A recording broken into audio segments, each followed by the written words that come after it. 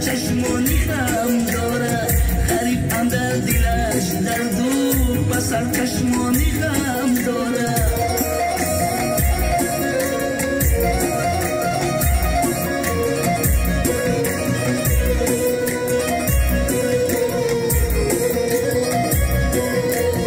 شکر در کامی او زهر است سپاسبانی او سرسانی با امیدی وطن دردی هزار فکری بسر دارد شکر در کامی او زهر است سپاسبانی او سرسانی با امیدی وطن دردی هزار فکری بسر دارد همون سردست و بارانی دلم میلی وطن دارد مثال مرغی عثمانی دلم میلی وطن دارد خدایا صبر و تاب کرده در این ملکی غریبانه غریب اندر دلش درد و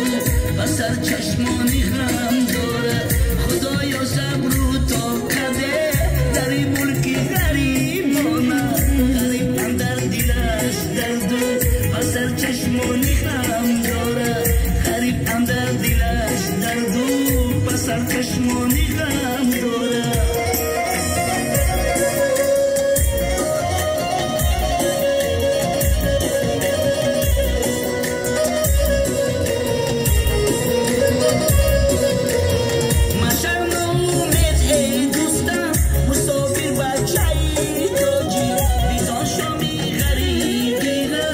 خود صبحی دیگر دارد مشم امید ای دوستم مسافر بچه تاجی بیدان شامی غریبینم با خود صبحی دیگر دارد هوا سردست و بارانی دلم میلی وطن دارد مثال مرغی عثمانی دلم میلی وطن دارد خدایا صبر و تاب کرده در این ملکی غریب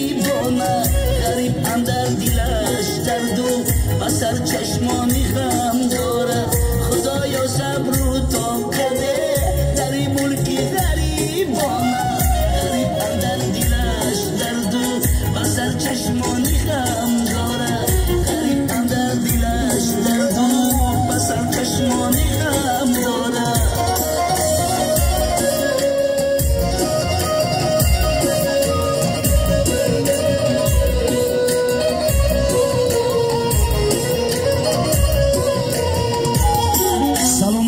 برای سرود غریبی بیا برای بزرگی مسافر همین دیهای بودیان شخصا برای شکرالله جان یک قرصکی بردوام بودیان شود